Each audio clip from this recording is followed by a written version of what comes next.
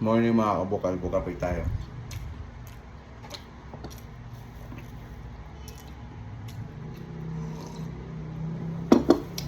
Share.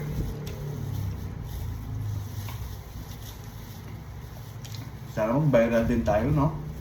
Gaya ni Inday Cindy. 1.1 billion views. Sana all.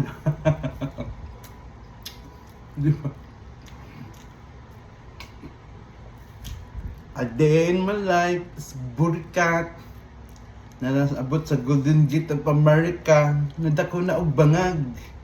For today's video day. Dapat gano'n. Trademark niya yun eh. Napaka ano niya, no? Believe din ako kay Inday Cindy, no? Dahil napaka hindi man prank, natural ang tawag dun eh. Natural na ugali, as is lang. Kumaga as is lang siya. Kung ano, what you see, what you get. Parang ganun. No? Nga na unta. Kaya tinubang po na foreigner yung asawa, di ba? Minum niya dakong bangag. Malamang kay dag ko man nagbuna ng mga foreigner. Di dag ko dyan. Nga nag di ba? Parang nakaka-inspired lang siya, no? Di ba kasi? She built her name for how many years, tapos ngayon ibabash nyo lang ng isang ibabash nyo lang, tapos ibabash nyo sa isang pagkakamali niya, tapos kumaga basta yung ganun ba, ano daw parang ibash nyo na isang beses dahil nagkamali siya, ibash nyo isang beses, tapos buong buhay na niya, buong ano na niya, i-judge nyo na yung ganun. Ang dami doon nag-unfollow, pero ako, no. I still support her and I love her. Natural yung ugali niya. Dapat ganun. Masakitan ka, masaktan ka. Yung mga sinasabi niya, oh, nasa sayo na yan. Mabaw kag lubot. Kung nga na. Parang masulti siya.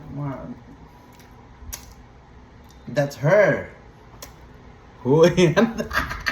Nakisaw-saw. Dahil okay na ako mga kabukal mo dahil gahapon nga, nagpahilot ako. Ang galing ni nanay mangpuksa ng lamig sa katawan eh. Tapos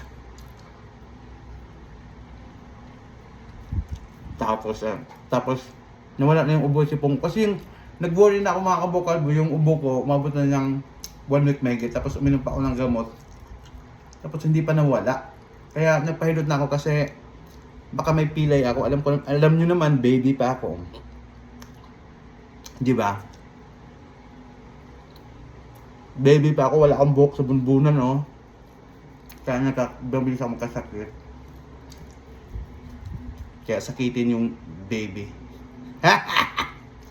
Hindi kasi dati mga kapag pag yung lagnat o busipon, 3 days lang sa akin, nawawala na agad eh. 1 day to 2 days, ganun, wala na. Ngayon nagtaka ako eh. Mabot na ng 1 week mahigit, uminom pa ako ng gamot, hindi nawala. So maybe may pilay ako. Kasi yun yung pagkaintindi ko dati sa probinsya eh. Kasi dati sa amin wala namang gamot-gamot, mga gano'n, kumbaga herbal or kaya sa mga panghihilot lang. So ngayon, yun yung na-adapt ko, kumbaga maybe siguro kaya hindi pa okay yung katawan ko dahil nga may pilay. So yun, nag-try din naman ako. Pero hindi naman siya as is ano, kumbaga nag-worry lang din ako sa ubusin mo. Kasi pag pinatagal mo yung mga ganyan, baka lalala. Di ba? So we need to kaya nga di ba sabi nila, prevention is better than cure. May natutunan ka. Kain nga. Mura niya akong almusal tanghalian. Sabay.